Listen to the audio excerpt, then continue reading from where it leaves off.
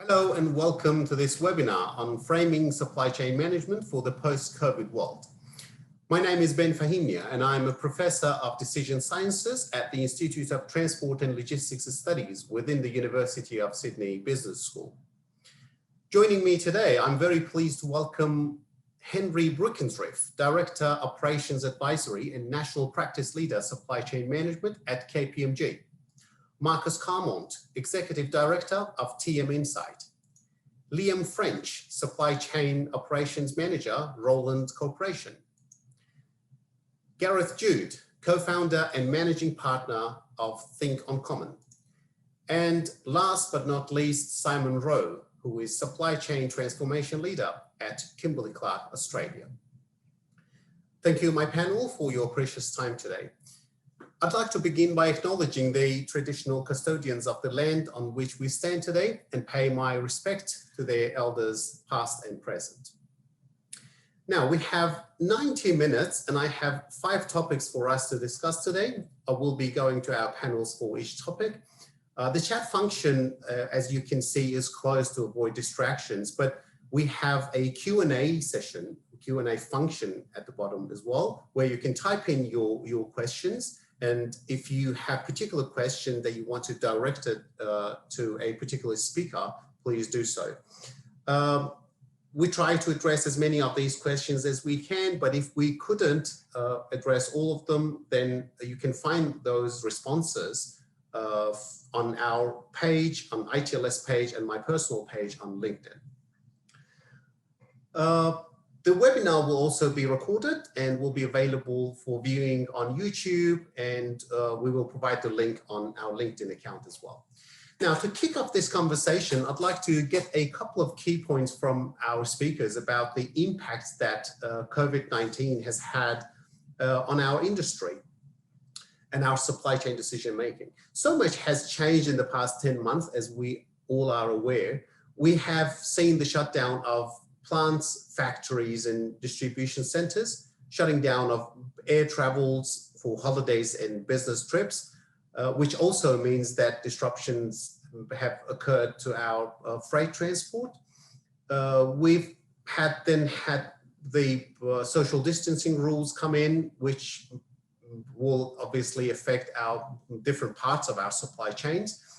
And a huge surge in online shopping, obviously, the shift of consumer behavior and the way that people decided to adjust their lives, and hence increased deliveries and e-commerce popularity more than ever before.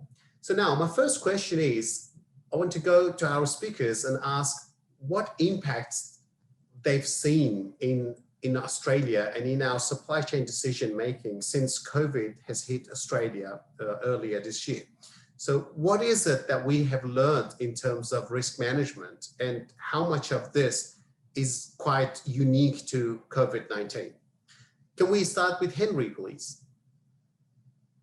Yes, thanks, Ben, and thanks for having me with you and the audience tonight.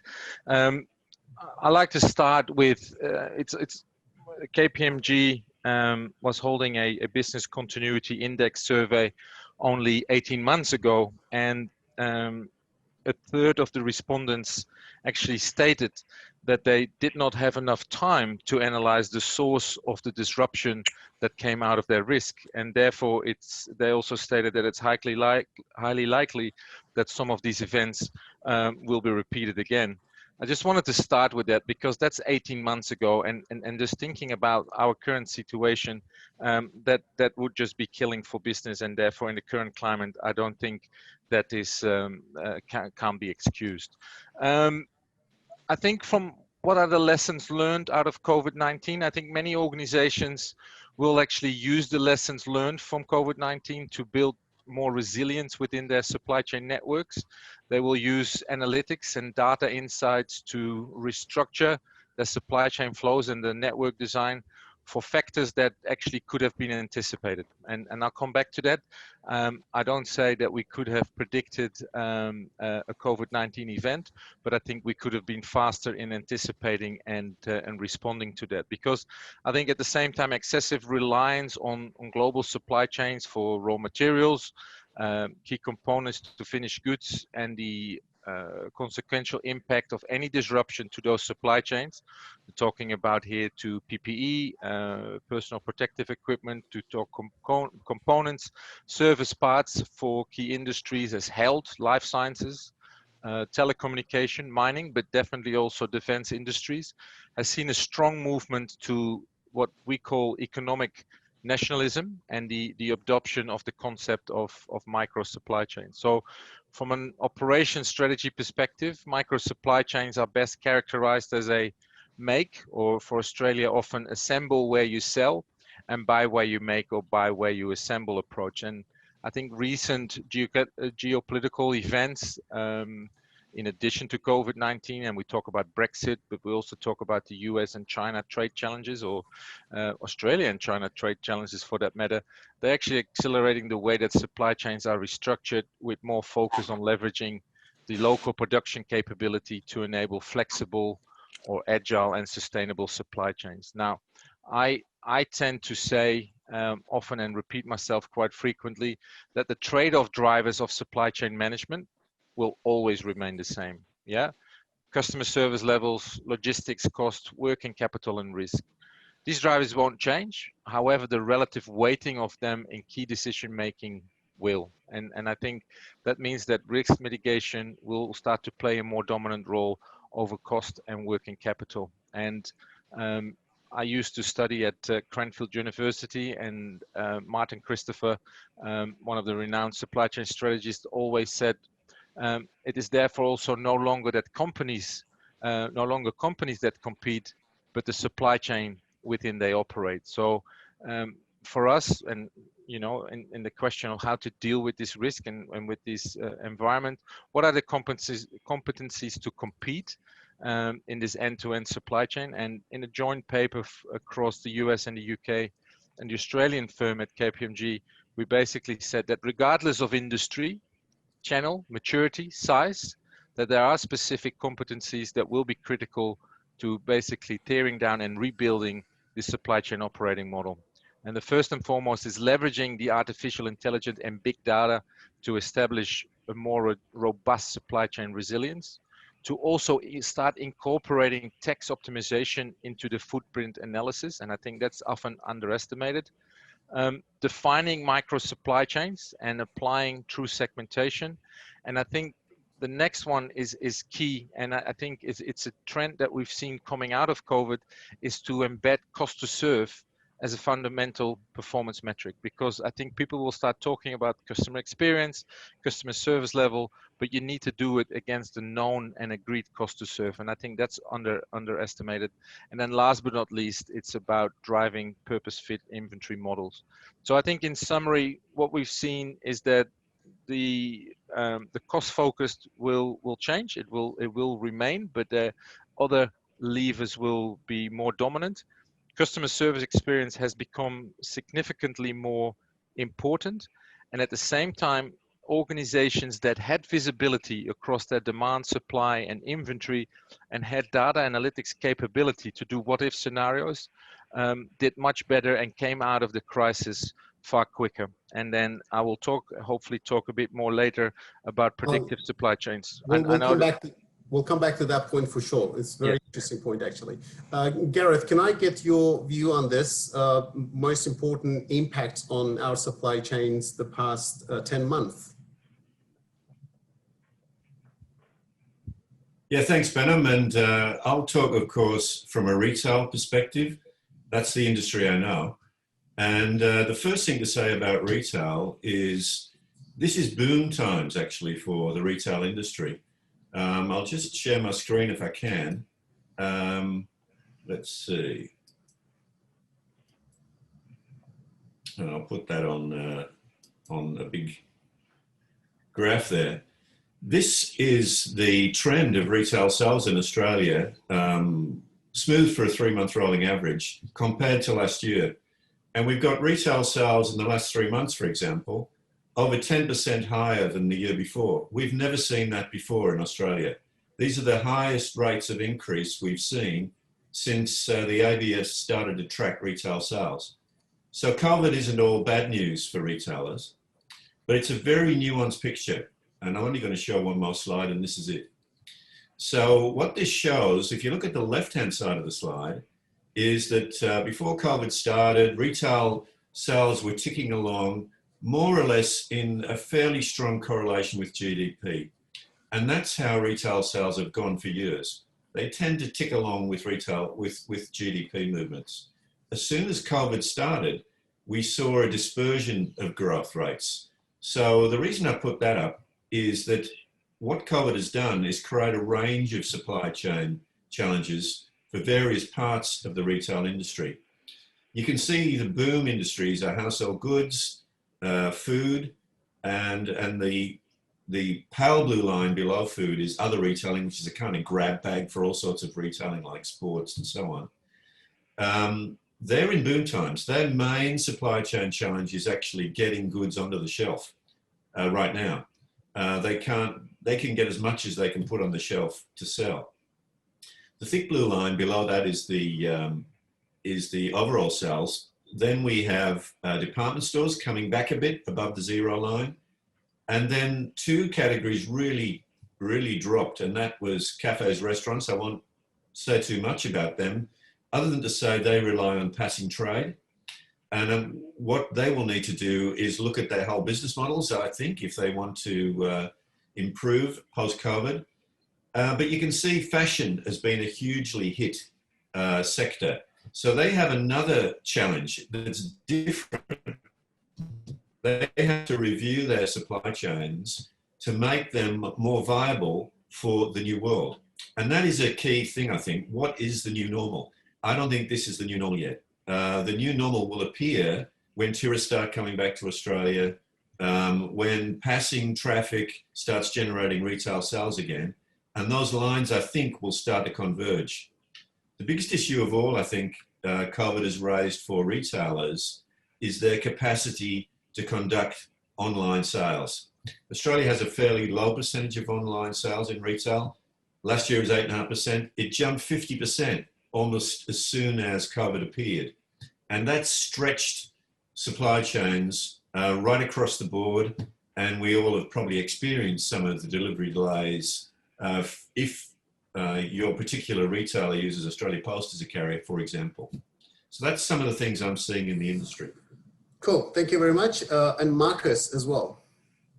Hi everyone, and thanks for joining us this evening. I guess we're here at Team Insight have seen a major shift in terms of how people have evaluated business cases. So, yeah, typically the business cases are evaluated on lowest cost to making sure that we could sweat our facilities as much as possible. But we've seen a really large pivot into flexibility, and our customers then looking at how they can develop a level of flexibility in what they do and not having fixed infrastructure. I think COVID's taught us a lot of things, but where you got massive shifts moving away from the theoretical way in which facilities are designed, it creates huge inefficiency. And COVID's really done that, particularly when you look at the influx of e-commerce in terms of how that's impacted and what we've done. Gareth just touched on it there. We're seeing Post incredibly impacted. They've seen sort of 5 years of growth in the last 3 months, and it's really the network is crippled under the weight of that. Simon Rowe, no doubt, will talk about the impact in terms of the panic buying and what that had on supply chains. But obviously, rewind 18 months ago, and we saw a lot of people there. The buzzword was really innovate or you die, and being very overweight in terms of the technology part of it. I think we're going to see a shift, and that shift will be coming around mobile automation. You're seeing people having 6, 7, 8x volume increases.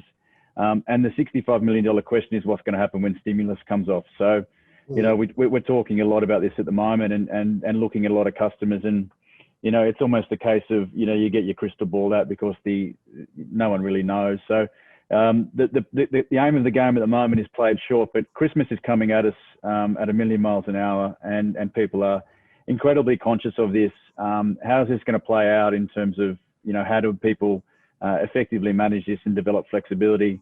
The supply chain's never been more under the blowtorch as it is today. And obviously consumers' expectations in terms of the customer experience has never been more enhanced. Gen Z, the mobile, the digital natives, as we call them, their expectations are so much higher. And that has created such a huge impact in terms of the supply chain and how do we cope with this in the most functional way. So look, I think from our point of view, in summary, huge rapid shifts in terms of how people evaluate business cases. And it is probably now more of a case of not designing at the lowest cost, but designing with a strong bias towards flexibility and how you can effectively manage things in the most functional way. Because I think every C-level is now looking at this in terms of how does the supply chain cope with the next shift, and undoubtedly there'll be more changes. So next 6, 12, 18 months holds huge optimism. But again, how do we manage this in the most effective way, Ben, is the question. Yeah, that's a very good point, and I'll come back to that point as well, and how we going forward will manage these shifts. So the second topic I wanted to discuss. Ben, can I ask you a quick question? I'm trying to be a disruptor in the supply chain here. No, go ahead. Yeah. I was very interested in the graph that Gareth showed, and it talks about sales, it talks about revenue. It doesn't talk about profitability. What I would like to understand is, across each of the retail channels, we see different growth patterns, but what has it done to profitability, and what are the lessons learned out of that? And maybe Simon has some insight as well, but can I ask Gareth that question? I'm already doing it anyway, sorry about that. Are you? So we talked briefly earlier about food, and I think that the added cost to serve in food is probably going to wash out. So we don't expect to see too much profit impact in the food sector. However, everybody else is, got smiles from ear to ear. They're reporting record profits. They're actually funding record amounts of innovation in their supply chain, the likes of JB, the likes of Officeworks, even 7-Eleven, who's doing pretty well. They're funding record levels of innovation. Yep. So the lines, apart from food, do correlate generally with profitability. The rag traders, the apparel guys are absolutely, in most cases, devastated. Mosaic Brands, for instance, have announced they're going to close 283 stores this year out of about 580. So they're closing most of their retail network. There'll be a big emphasis in supply chain terms on proper network design. Yeah. How many stores should I go with in the future? How many should be dark? Should be internet-only fulfillment centers? And what's the optimum places for those? So, yeah. Thank you, Gareth. I think that was a very good answer. And I was actually going to say very similar words that you said, Gareth. Thank you. And I'm going to be very mindful of this disruption that we have in our supply chain here. So Henry is considered as a bottleneck. So I have to be very optimize it, Ben. Not only here. Don't worry about Henry, you look like you're carrying a bit of safety stock as well, personally. I know, that's right. Okay, so the second topic I wanted to discuss is the way that we differentiate between COVID-19 and previous disruptions, and in what sense we could say this is a different disruption, and why is it that the whole thing is happening to us without us even learning from previous experiences? I mean, we've had major disruptions in our supply chains, right? So, and what is it that is unique here, and why is it that we haven't learned as much? And if we have, then why are we not acting rationally? Can we start with Liam, please? Because Liam was in a very similar situation, who is actually managing this in Rowe. So he would be in a good position to talk about this. We'll come to this with Marcus and Henry as well. Liam, over to you. Thanks, Ben. So just to put it in context, we manufacture musical instruments or electronic musical instruments. So referring to Gareth's slide, we'd probably be in the other. So I've worked for Roland for close on 15 years, and the two major events that we, I guess, consider as major would be the GFC and also the tsunami of 2011. Now, what's probably different for COVID for us, and I'm sure this is not unusual in most industries, is for GFC, there was the demand side. So what's going to happen to demand? Musical instruments, you would largely consider as a disposable income. While you might have kids playing the instrument, it's going to be more money spent on a product when things are good. I don't know how to explain it, but GFC, we did very well. And it's been no different with COVID. We've done extremely well in terms of we can't get enough stock and the demand's high. Now going to the tsunami, we had a major shortage of IC, so one of the chips that goes into our product. When the tsunami hit, and we were competing with companies such as Apple, so it was the big players were competing. Again, that seemed to resolve itself quite easily. So if I'm looking at those two events, it's more, one is supply, one is demand, whereas COVID for us has been both. We've seen our manufacturing close down for up to 6 weeks, 8 weeks in Malaysia. So we had major issues with supply.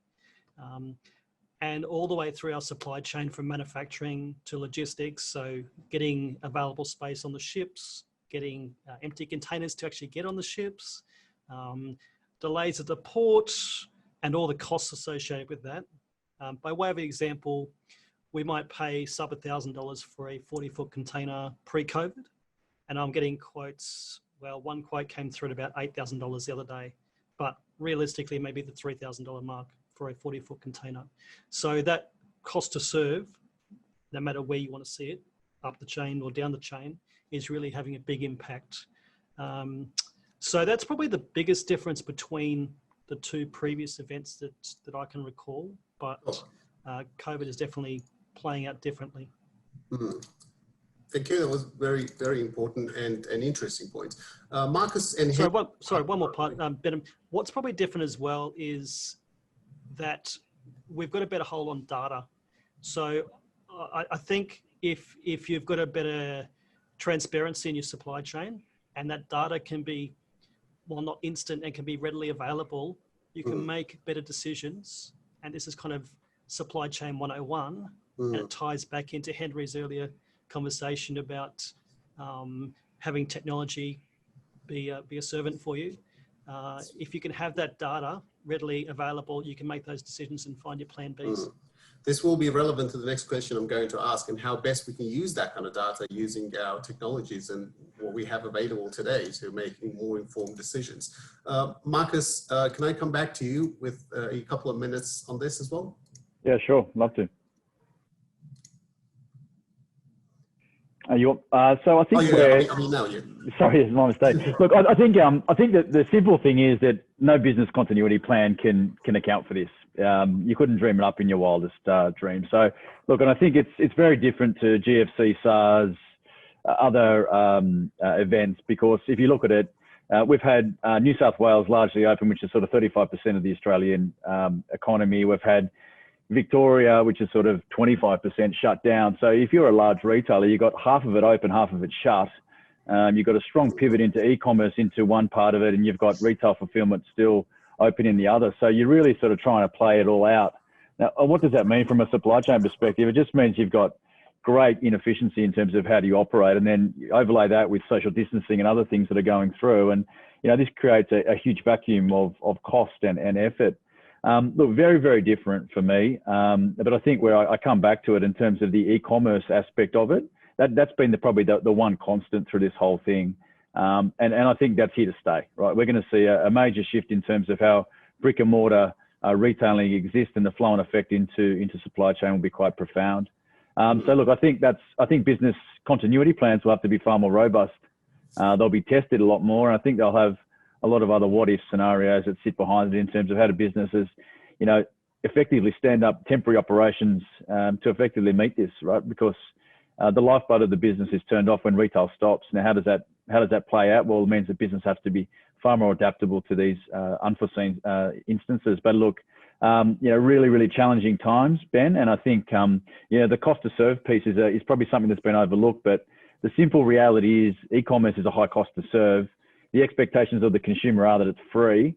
And then how do we start to get better parity in terms of how does this play out in the future? Because I think it's unsustainable in its current form, given that the cost, how do people become far more in tune with what this is when there's a heightened consumer experience, which is only going to get bigger.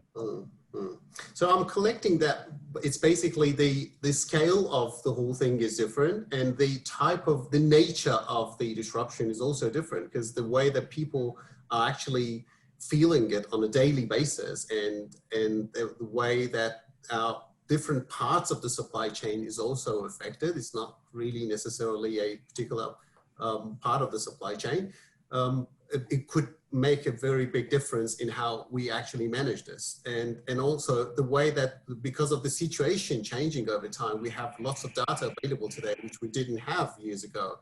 And then the transformations occurring means that we have more access to real-time data, which also makes it much easier for us to manage the situation. But this is not what we see in the outcome.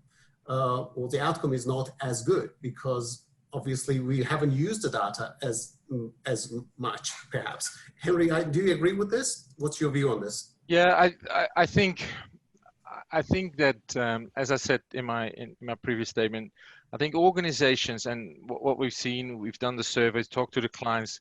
If people that handle data well and handle and have better visibility, they've come out of this crisis quicker and better than any other organization. As Marcus said, nobody could have predicted that COVID would hit. Yeah.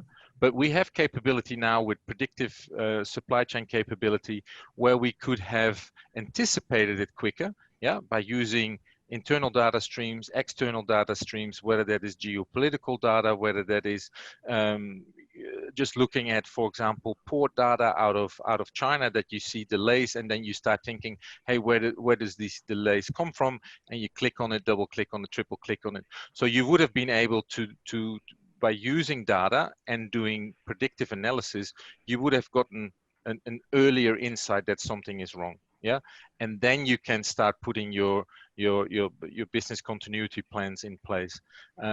Why do people not do this? I think two things. I think that the scale of this one is just phenomenal. It's definitely at the macro level. It's global, and it's felt in every sense. Yeah, so from a supply perspective, and I think where often people have been called out is they've got a good business continuity plan, but it's often the tier 1 suppliers, yeah, and not having visibility in what tier 2 and tier 3 are doing. If you had better visibility there, because often these tier 2 or tier 3 ones are similar for many organizations, yeah, because that's basically how that functions. If you had better visibility in how they operate, what their problems are, you could have anticipated it again a bit quicker. Now, again, would we have been able to predict COVID? No. Could we have been better and in anticipating? Absolutely. And I think predictive supply chain and third-party risk management using predictive supply chain tools is absolutely the way for the future. Thank you, Henry. In my publication, I had a chapter on this particular topic that you just referred to. Yeah. And this is for the move from descriptive analytical models to more of predictive analytical models, because we can somehow see what happens in reality now. Yeah. AI is actually helping us very well, and we've done very great academically, at least. We've done great in predictive side of things, rather than just describing and using models to make informed decisions. Absolutely. This is an older topic. So let me, on this note, because it's very relevant to the next topic as well, I just wanted to talk about e-commerce a bit and supply chain digitalization. So in Australia, we had a rather established B2C infrastructure platform, or whatever you name it, to facilitate the e-commerce, but that's only for B2C. The B2B is actually something that we haven't been as good at. And the main reason is that digitalization is the enabler of B2B collaborations, which is basically the essence and the core of supply chain management. Without collaboration, integration of decisions, and cooperation, there's no supply chain management. And this is not possible without digitalizing our supply chains today. Old days, it would be possible because you used to produce locally and sell locally. But today, with all your supply chains scattered around the globe, and to be as long as possible, basically, as long as it could ever be historically, you would definitely need a sort of way of tracking your stock and making sure that you know where everything is in place. So, and on this note, I want to go back to our panels and just ask them to comment on how do you think that Industry 4.0 and digitalization of our supply chains can help responding to disruptions? I mean, it could be, as Henry was just mentioning, more of like descriptive, but rather predictive rather than descriptive sort of analysis, but also within disruptions, how do you think digitalization could possibly help? So if we had a more connected Australia, if we had a more digital Australia, how could we possibly be more successful? How do you see this? So can we start with Gareth? Okay, Benham. So look, I think it's fair to say that every major change and improvement in supply chain management has come from our ability to share information better. You know, if you go back to the start of when I started working in retail, we were just getting the barcode coming into retail. And that allowed us to capture sales data by individual item. We'd never been able to do that before. All we could collect was cash. And the result of that environment, where we couldn't tell what we were selling by individual SKU, was massive safety stocks. And spaces in store, more than 50% of floor space in stores was often used for safety stock. So that's a 1980s example. And now we're in the 2020s. The ability to store, capture, and analyze data has just risen exponentially. So we've got this theoretical ability to be better in supply chains than we ever have before. But I think you've touched on the key enabler, which is constant from 1980 to 2020, which is collaboration between human beings. People have got to trust each other. And even in this crisis, for example, there's been some key supply chain issues.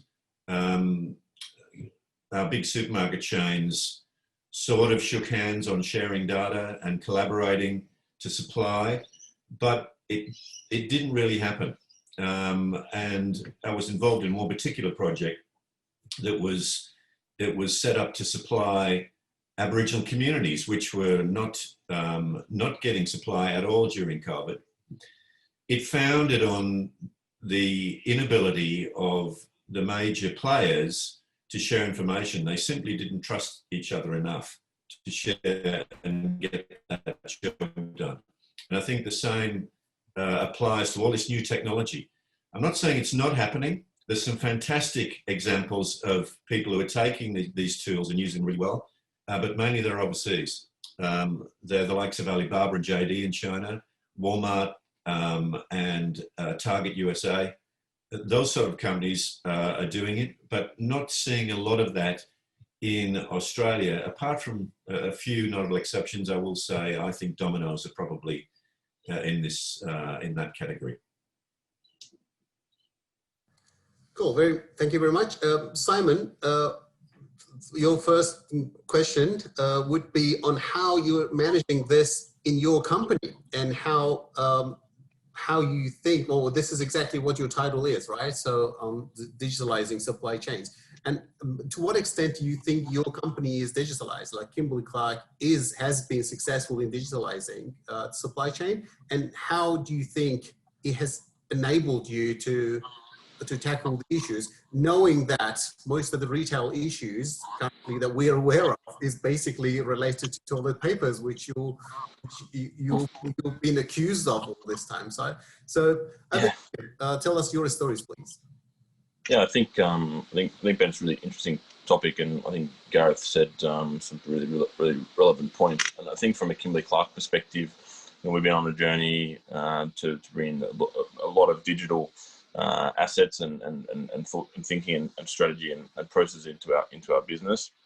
And all that's taken us a long way on our transformation journey, whether it be to remove safety stocks or flow product more efficiently into our customers. But probably to answer this one, it's probably good for me to recall a conversation I had with the Woolworths Chief Supply Chain Officer last week around their journey and how they see working with us to kind of overcome this collaboration hurdle that may have existed in the past, as Gareth touched on, but what they're thinking about working companies like ours into the space to really collaborate and use each other's data to really remove safety stocks and improve better service. I think the Woolies and people have stood up a whole division, Woolies X, to manage their data, and they're actively working with us on how we create data sharing protocols and processes to really help us collaborate.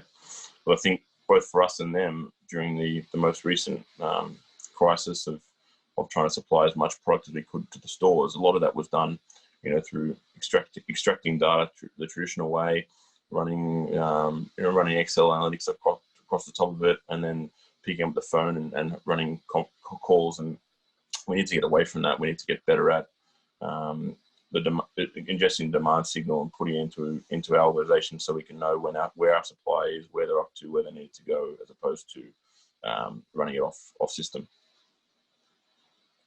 So you think, do you have a view of where our industry is in terms of digitalization and how it could possibly be helpful with future disruptions? I think we've supply chain management has been a laggard, traditionally in terms of investment in this space. But the conversations we're having, now across our supply chain function globally, but also domestically as well with our leadership teams around, the rationale for these investments to be made to bring us closer to some more technologically advanced sectors. I think we've been struggling to get that airplay and investment, but I do think the appetite's increasing dramatically. Cool. Thank you. Very good point. And can we go to Henry now? Yes. So I think Industry 4.0 and digitization of the supply chain, I think those are fascinating topics. And I think when we put it in perspective, why are we starting to use for tools like that? Why is it helping us? And I think we just need to go back to basics. And I think optimizing supply chain and using these tools are therefore to take lead time out of the supply chain, to get early warning, so that you can act before it becomes an effect, and as we talked about before, be more predictive. Now, some of the examples that we see in the market of where IoT is really a game changer, and it's often in the primary industries where we see some of the better examples. And primary industry like agriculture used to be, just an ordinary industry, but with a low maturity, but has really lifted itself. And I give a few examples. In Queensland, for example, there is an issue with soil where there is red ant, and if red ant is in your soil, you basically need to harvest within 2 to 3 days, otherwise the crop will be destroyed. Now, with satellite imaging, you can actually identify where there is red ant in the soil, and therefore to basically very quickly act and harvest the crop. Other example is to actually start using weather data, soil data, again about the quality of the soil, to actually say, when does this field and when does this crop need to be irrigated, and with what chemicals need to be used in order to optimize the crop. And we see mining clients using drones to go to remote areas to go and look at conveyor belts, for example, to identify whether maintenance is required. So to do, again, preventative maintenance rather than corrective maintenance. And the last one that I want to use as an example, and this is just pure good supply chain optimization, is a project that Ambulance Victoria has started by using historic data, but also traffic patterns and weather patterns to basically say where should we place the ambulances across the state or across the metro in order to shorten the travel time, but then also to link it to hospital availability, again, just to optimize that the travel time and the availability of the hospital. So in a nutshell, IoT, bring it on, because this is really a game changer within supply chain management. I think it really humanizes things when you hear stories like that, Henry. We live in exciting times, and people are quick to judge about technology being used for bad things. 3D printing as guns and whatever you want to say. But we live in exciting times where this type of technology is helping mums and dad farmers. It's helping agricultural providers get paid. Through things like blockchain, as an example. So let's keep it human. Yeah, there are definitely upsides, and I think in supply chain management we usually see the upsides of technology and development of AI-based support systems. And I'm pretty sure Liam and Marcus, you both have your views on this particular topic, but I mean, we can always come back to this at the end if there is anything you wanted to add. Marcus, if you want to say anything now? Yeah, look, I think there's just seen radical shifts in terms of how the digitalisation here is playing out. I think it's going to move from being B2C and B2B to B to anywhere, right? I think we're just going to see the whole world, really shift there. People will have, fairly massive shifts in terms of how inventory holdings are viewed, in terms of if I'm in Brisbane and that garment or that pair of shoes is in close proximity to me, the consumer really doesn't care where they get products from as long as they get it in quick time. So, look, I think that's my take on it, and I think we're going to see even more disruption play out in this space going forward. And I'm a bit like Henry. We rarely agree on things, Henry, but bring it on. Cool. Well, very, very insightful stuff. Thank you very much. Okay, so the next topic would be on how we basically trade off different goals within our supply chains today. COVID has made companies and customers to think beyond cost minimization. And in my understanding, safety, security, availability and quality are now as important as cost. I mean, historically, we've been always talking about this, that cost is not the only factor, cost is not the only factor, but I mean, not many people will quite understand the concept of it. Now it's actually coming into practice. So I think this is very exciting time in that sense. There are new metrics for supply chain assessment. We traditionally ignored a lot of these factors and solely focus on cost minimization, but now, which is actually quite paying off in the short to mid-term anyway. And most of our managers are in place for only 2 to 5 years. So they just want to see some immediate returns rather than just investing in something that will not really pay off in the short term. So my question is, do you think it is possible to be efficient, resilient, and sustainable at the same time? Can we really be agile and yet minimize our costs and also at the same time be sustainable? So customers do care where the products are being produced and where they're coming from. Safety is important today. Security is important today. Availability is important. So service level basically is important. Quality is important. Quite challenging to just have to satisfy multiple criteria, obviously, for any business. So what trade-offs, what sort of trade-offs do you think the companies do need to make to stay competitive in such disruptive and competitive environment, and to be just perform well in all dimensions? We should just go to Marcus first.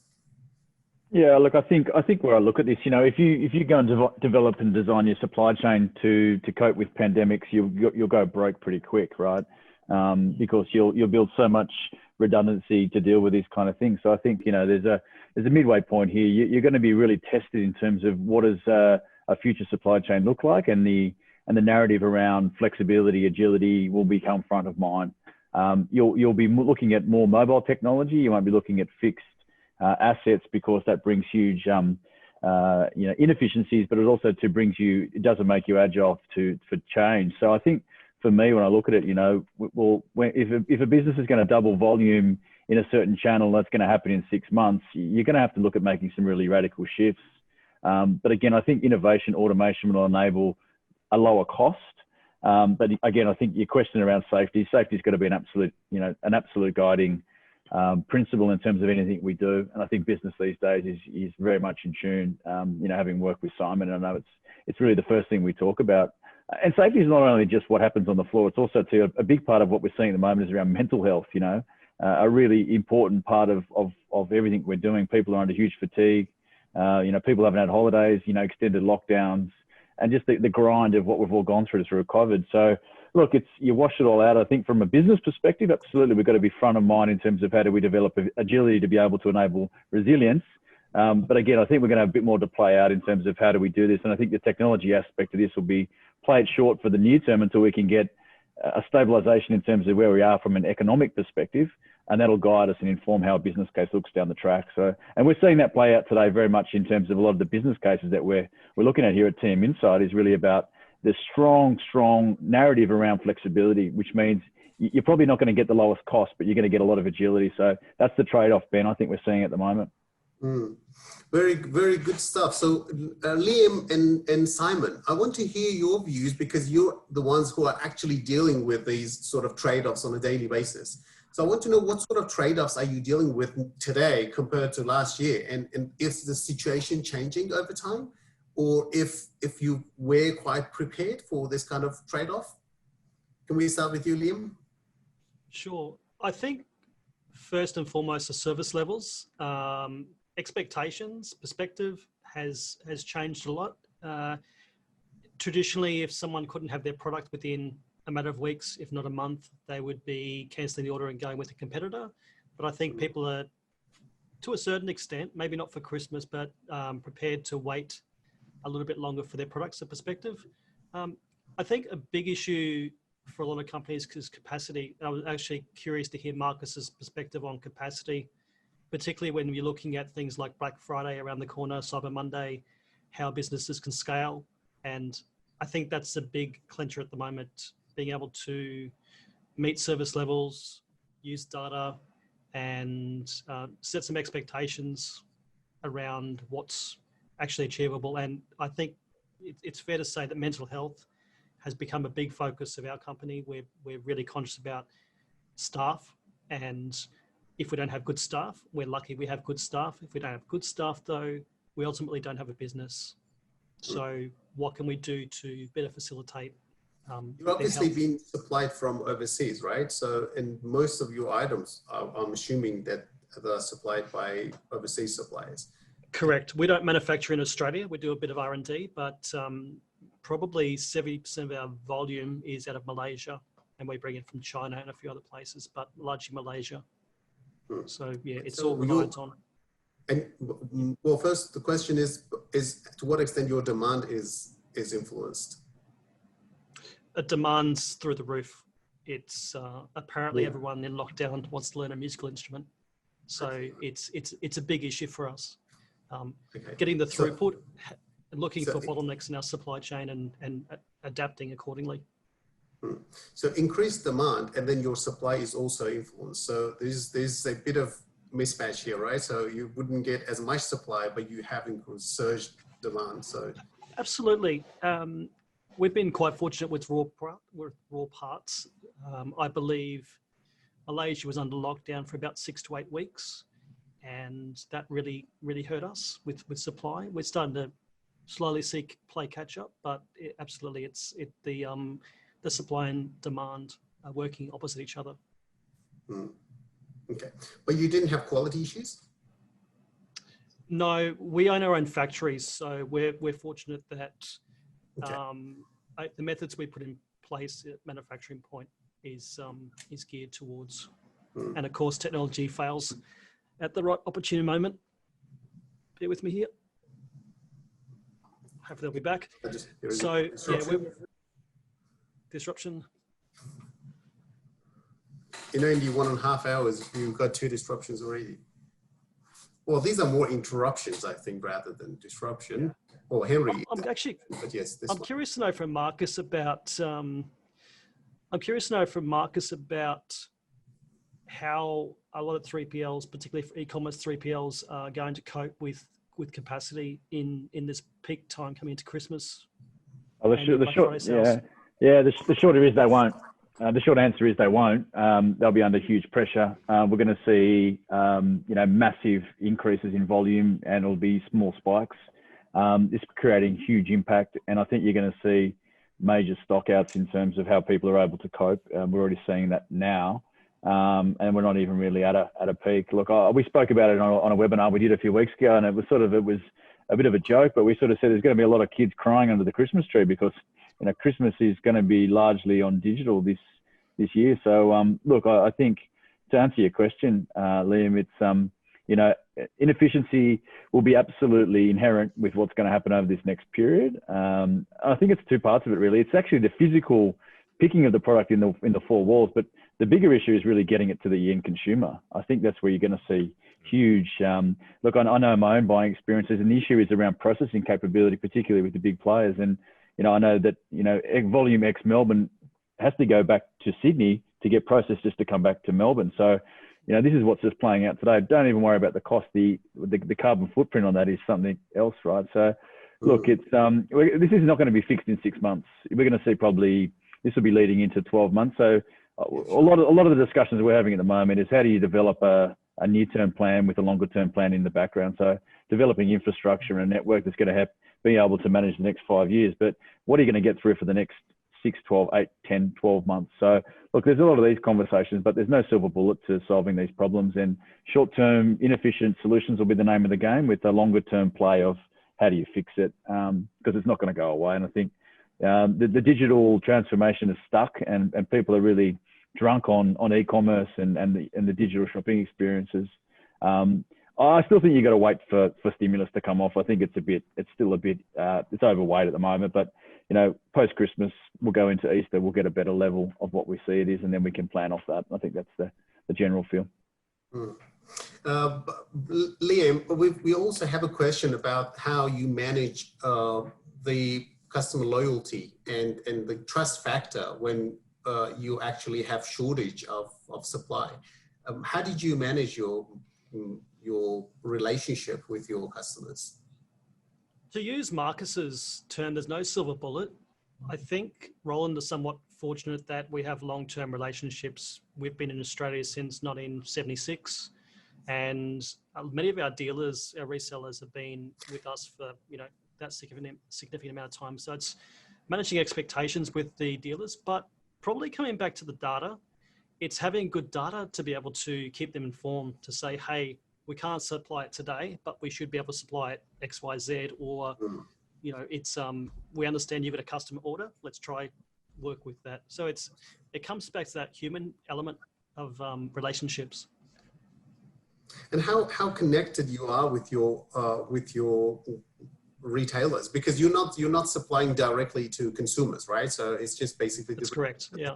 Yeah. So it would be interesting to know how are they dealing with their consumers. We've seen that the retailers that had a large e-commerce presence have done extremely well at this. It's really set the difference between the two types of customers, or 2 types of suppliers, you should say.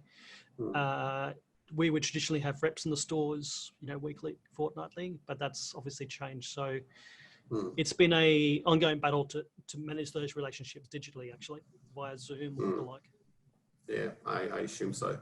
Simon, over to you. $1 million question of how are you doing the trade-offs in your organization, and to what extent you've been successful? We all know that in the first place, initially when we were hit, you did have a lot of issues with matching supply and demand in your organization. But to what extent this was was tackled and what extent you were successful in reacting quickly, and how agile your the company overall was, and what factors helped you to make that kind of trade-off. Go ahead and just give us a good overview on this.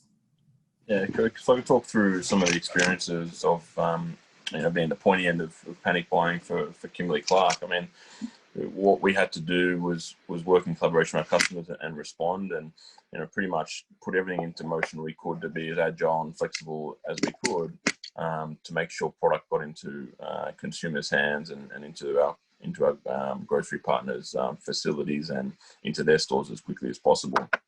And that all came down to being, as agile as we could. We were doing things that, conventionally for a FMCG supply chain we wouldn't do. Running, wide vans around the capital cities to make sure we could get pallets of toilet rolls to your grocery stores. And we turned that all on in the space of 24 to 48 hours. So we had to be very, very agile to do that. I think, if I look at the question around the possible to be efficient and resilient, I think, for an FMCG like us, we're always going to have to be chasing the most efficient way to get our product to customers, because we're very margin hungry and cost intensive. But I think what this has really brought to the bear for us is, the resilience piece and the flexibility in making investments in the supply chain in the future are really changing the way we think about it. So, is putting really large capital intensive automation solutions into our network the most intelligent way to invest, or are we better off being flexible and looking at things like robotics or better data analytics to help us be predictive in the way we run our models? And I think that'll help us in the future as the world changes more dynamically to not have the same legacy issues potentially we got now because of some of the decisions we made 10 or 15 years ago with our infrastructure set we do have. So I think put all those things together, we always have to be efficient, always looking for agility now in our investment decisions, and then sustainability is just something we have to do as part of our DNA. Good question, Simon. How have you had to deal with the whole? You've obviously had a massive influx of volume. Has it come back now? Because I guess people have still got a lot of this product hoarded in their houses. Has that become a supply chain issue now with the volume coming off?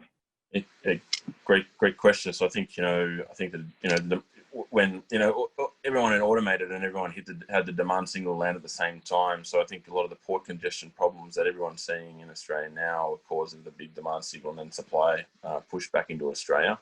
And I think a lot of the retailers are full. But Marcus, we've got major supply disruptions now out of Asia with acute container shortages out of the major manufacturing hubs. So year of 2020 is just about being resilient and challenge after challenge across the supply chain. Yeah, for sure. So Simon, I'm intrigued. There was an article written by the supply chain responsible person at Unilever, and basically a similar situation that you were in, and his statement was that in times of COVID, $1 spent on an agile operating model paid back 10 more times than a good S&OP process. What's your feeling about that? What's your personal? That's a great question, man. I think when our days at KPMG together, we shared the same kind of philosophy around crisis seems to make organizations get to the right answer quicker. Yep. We went to the right answer very quickly, simplified our production, simplified our range, bypassed our DCs, got things to our customers in the most efficient way, and as a result our operating profit, and you can see our results on the US stock exchange this year, a record year, and it's operating profit that's really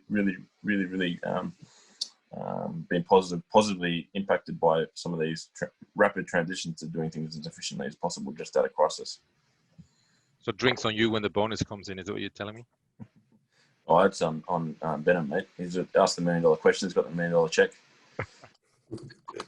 So you think, Simon, if this similar incidents occur in future, I mean, in a short term, within a few years, have you learned enough to avoid the shortage in future? And Ben, the gravity, or the kind of quantum of inventory that moved through our network over the space of a month is phenomenal. When we sit on 100,000 pallets at a given time, we turned over 50,000 pallets in 3 or 4 weeks. So will we ever have enough capacity to sustain that kind of turn? No, because it's taken us quite a long time now. We're back to case fill rates of 98, 99%, but it's taken us a while to get back there. And I don't think, how long is a piece of string in terms of investing so we have the capability to do this month in, month out. From the outside looking in, Simon, it looked like it wasn't a supply chain issue. It became almost like a public order issue, right? Where the weight of the world of Australia was sitting on your shoulders. Seeing the scenes out of my own grocery store, it became quite. It wasn't amusing, but it was. How did that play out for you guys? Was there a lot of political pressure in terms of having to get product into the stores? Yeah, so that's Scott Morrison was on the TV telling everyone not to panic, and then at that point in time, got myself down to the warehouse and started to panic. It was pretty much the next day we were dispatching, as I said, white vans into stores because we had the heads of Woolies and Coles calling R&D and the supply leaders calling myself looking for toilet paper, to the point that we had, you saw the news fistfights happening in the aisles in some stores, and just had to get it out there as quick as possible. And to what extent do you think, Simon, sorry, too many questions from you here, because you're the first person to talk to about this kind of thing. So to what extent do you think what we've actually learned and what we've, the whole story of 2020 will be carried over to future supply chain analysis, rather than just considering this as a one-off sort of incident? Yeah, I think Ben and Henry said that really well at the start.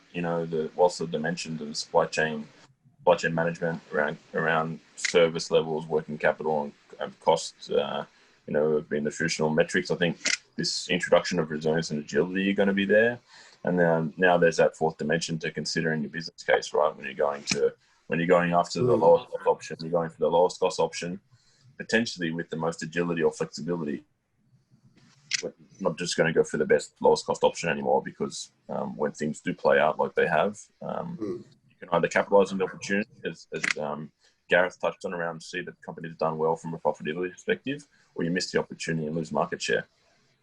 To what extent your supply is relying on overseas suppliers? We're about 70% import now, 28% import. And to what extent do you call your system just in time or lean? During COVID, maybe very, very lean. No, in general. I mean, in general. Just in time. It had to be. Yeah, no, we and that's my only comment around the kind of adjustment we're making around working in collaboration with our retail partners, more around data sharing and setting up the principles to do that properly, because we carry safety stock, they carry safety stock. It's an inefficient model, but we haven't been able to transcend that that perfect panacea of data sharing yet, so we can collaborate properly. We're still working somewhat traditionally in that sense. I think partly Australia is actually quite lucky that we're not really relying on just-in-time and lean systems here, because of our location being quite remote, and obviously you can't do like small frequent deliveries from overseas, so you have to just do bulk delivery and just rely on stock, like safety stock. So, and which means like anti-lean system, right? And in some sense, lean systems are the most fragile in terms of dealing with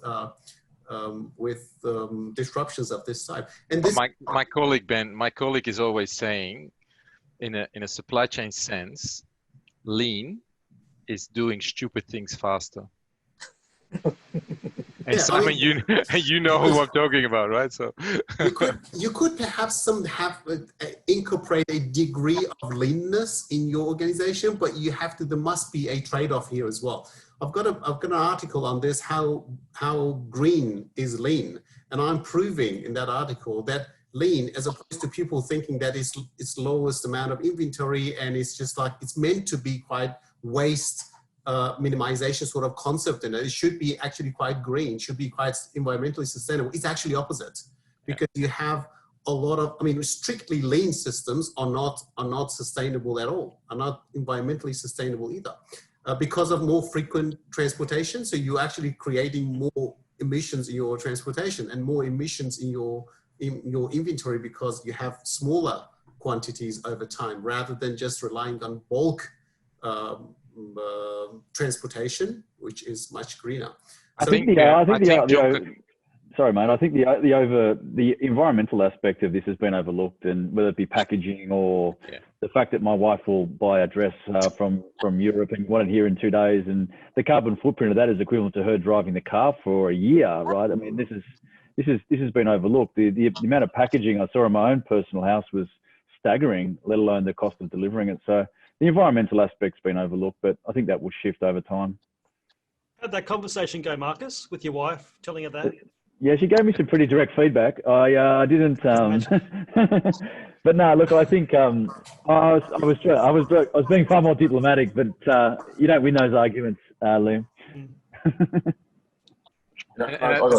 Ben, I think the only thing I wanted to say about the whole lean agile question, I think there's a great book written by John Katona where he outlines, you know, what type of operating models are serving either the dynamic from a demand or sales variability perspective and the connectivity with clients. And I think, you know, there is space for lean, but don't make it, what's the word? Anorexic, you know what I mean?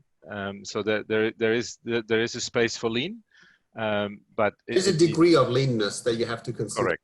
In your, which is very case-based, obviously. So you can't really generalize this. There's no prescription for the industry, and hence the value of consultants, because you can find out what is that degree of leanness for your particular organization. Thank you, Ben. I don't think I was complimenting what you can necessarily do, but yes, thank you very much for your input as well. Okay, let us move on to the fifth question, which is the last topic for today's discussion. I quite like this topic because, first of all, a good portion of our audience is our students, and obviously I'm an educator as well, so I want to raise this issue of human factor in supply chain decision making, and to what extent the role of human will change in future in a highly automated world, and more importantly, what sort of skill sets and what sort of qualities our students, our graduates will need to be able to manage highly digitalized supply chains of future. I'm sure a lot of you have a say on this, but can we start with Henry, please?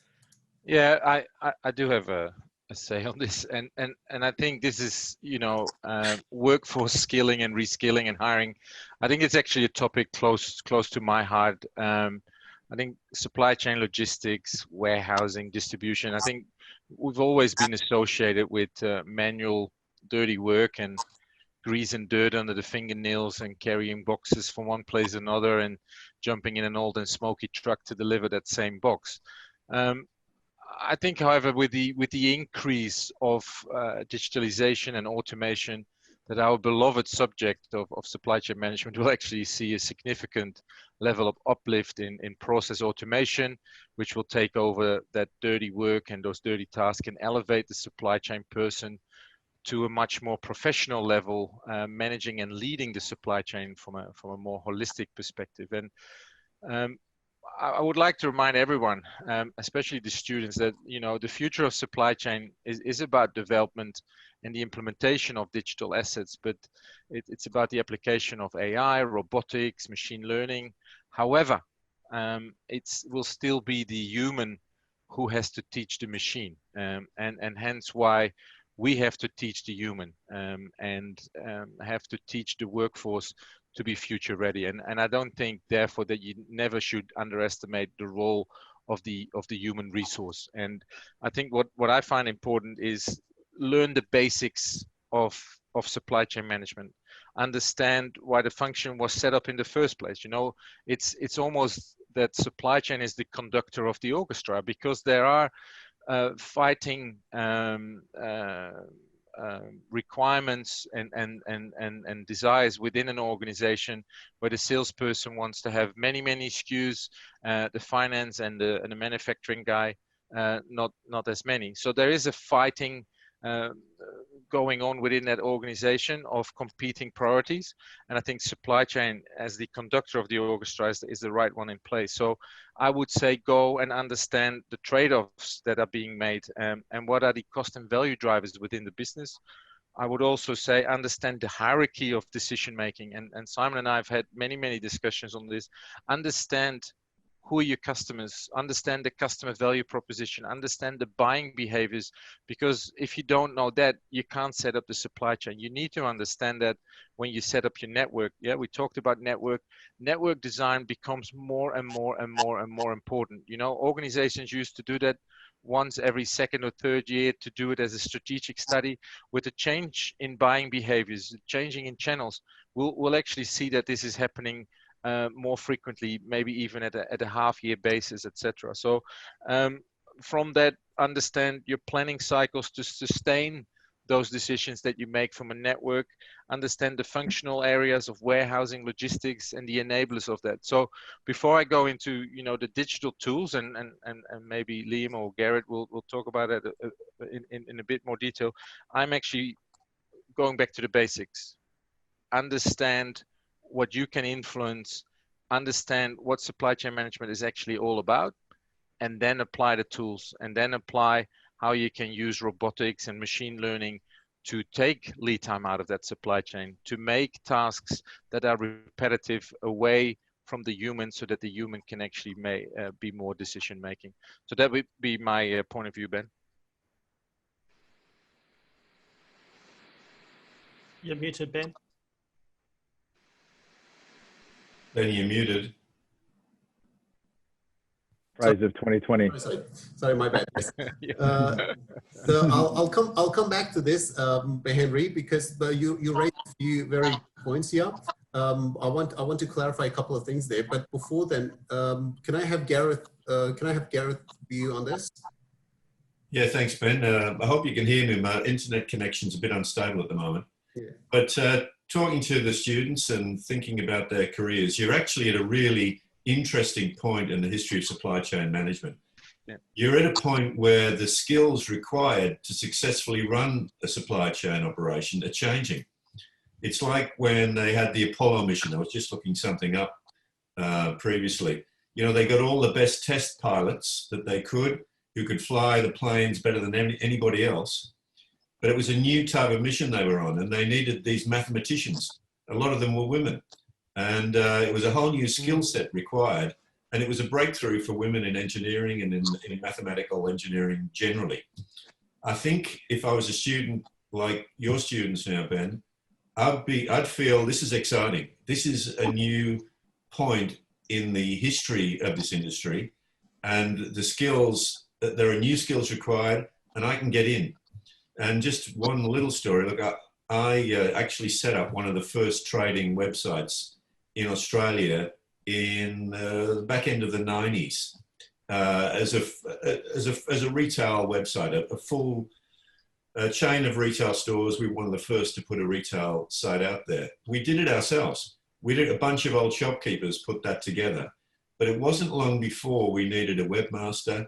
We need people that could build that site properly, could collect the data, analyze it, create marketing campaigns that weren't the type of campaigns we were used to. We're at that point. So I think the students should be very optimistic about their future because of the changing nature of the industry. The other thing, though, not to discount this at all, because that's half the story. The other half of the story is if you think you can prosper purely on having technical skills in the supply chain environment, that's not a correct assumption. The people skills are going to be even more important because as this data and all these technologies fly at us, what they're producing, as I said earlier, requires people to get together and share that. So not just between companies, but within companies. I see a lot of issues right now within companies effectively collaborating on the data sets they have. So yeah, I think message to students would be exciting times, new skills required, but don't forget relationships are just as important, if not more, than they have been. And Ben, if I could just give one more, probably add on to Gareth's point of view, I really think having a good understanding of the grassroots of the operations and understanding how the assumptions that drive some of these some of the automation in the future is going to be really important. I'm seeing lots of young, really bright sparks coming through with the technical capability. And make sure we have invested time to understand how the different sections and components of the supply chain hang together, so they get an understanding of what the outputs of the automation is telling them, so they can understand how it all hangs together. I think that's a really important thing to take forward as well. I think another thing that I wanted to raise is also the way that we actually use AI and machine learning techniques to make decisions. Because a lot of times you feel that these technologies are around to just make decisions instead of human making decisions. But in reality, eventually you have humans making decisions, and automating those decisions have proven very unsuccessful. It's basically some of the repetitive and the tasks that could be just manually done repetitively, that could be obviously automated, but eventually there is human brain into making final decisions. And that comes to that point of, I mean, I've got a recent paper on in the Australian, and that is to focus on personalized analytics. So we don't really use analytics as much today. We just personalize analytics for particular users. And so the user with a particular personality, characteristics, background, so they actually have this, that program is adaptable to their personality and background. So individuals are still involved, and actually the use of individuals for particular type of decision making is more important than ever before. So I think in line with what Henry and Simon just said, and Gareth as well, the role of human is actually even more highlighted from now on. So I think part of that concern was always that we will have job issues and we will have people being out of their jobs, which is quite true, because, well, some of the jobs we don't even need human to be wasted on those anyway. I mean, if they can be automated, why not? But there are other roles that are being created. So like data interpreter, we didn't have such role 10 years ago. I mean, interpretation was not really a job. Today it is. I mean, look at Google's advertisement every now and then, you get a lot of interpretation roles coming out. So, well, why wouldn't they automate this? If that is the case, I mean, Google sitting on the top of this, so why wouldn't they do this? So of course there is human involvement, is actually more highlighted, but it's more in a more technical way. So we have to just change our teaching material in a way to educate people who are more job ready for that kind of role, rather than people who can just develop basic models and just understand basic concept of supply chain management. Liam, did you want to have say on this? I'd like to put this in perspective that I was sitting in the students' shoes back maybe about 6 years ago. And 2 points I want to raise: that the fundamentals I learned at, subject like this, ITLS 5000, were critical to my role now, having the fundamentals. So many projects I couldn't have done without having those fundamentals, both for the implementation side and also for the when things break, knowing where to look or knowing how to align it with business processes. When I'm sitting in academic land now as a tutor, students are so quick to jump to automation or technology. There's no cookie cutter approach for any business, and the right solution has to be right for the business case. So all of a sudden spending $2 million on automation for a company that only turns over $20 million a year, it's not realistic. So that's the first point. Make sure the solution fits the business. The next point I wanted to add was that the academic training you're learning now is critical for those processes, but it's not the be all and end all. As so many speakers have rightly pointed out, those relationships, those soft skills are the critical part.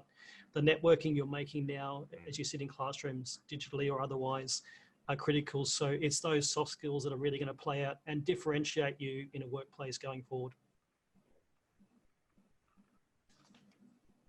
You're muted, Ben.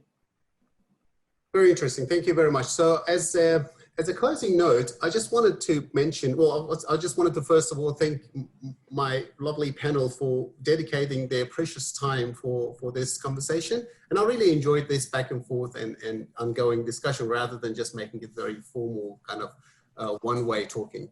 One good thing that came out of this pandemic to me, despite all the death factors and losing people around us and the business shutdowns, obviously, which is the sad part of it. I think one good thing out of it is that supply chain management, risk management, resilience, all of a sudden they become the buzzwords in the mainstream media and in people's everyday life, everyday talks. I'm very much pleased to see that supply chain management is not only a sexy academic phrase anymore. Now, customers understand that supply chain management has a lot to do with their everyday lives. It has a lot to do with the quality, the pricing, the availability, and even the safety of what they buy. Things that they would have never thought of before COVID-19. So COVID-19 does have some positive impact on our lives for sure. Our industry has come to realize eventually that the significance of agility and building resilience into our supply chains is something that needs to be taken very seriously. Many of our partner industries now understand that it's not just the product and service that you supply, but it's also the supply chain processes and how you actually deliver that product and service, and to what extent you have business continuity if something occurs in your system. And as a result, supply chain experts today are getting more availability and more visibility, than ever before. And I think this is well deserved because we've been waiting for this to come. Well, it's very costly, obviously, but at the same time, I think it's never too late to start learning about these. In particular, running businesses in the face of disruption is something that we're really learning it today. I mean, our industry is. Academically, we were obviously a bit ahead of practice, but you never really realize the impacts until it actually happens to you. Let us hope for better days ahead and for our nation and for the world for better days to come. And on that note, I thank our speakers and the audience for participating in this event. And thank you and have a lovely, wonderful evening. Bye, everyone.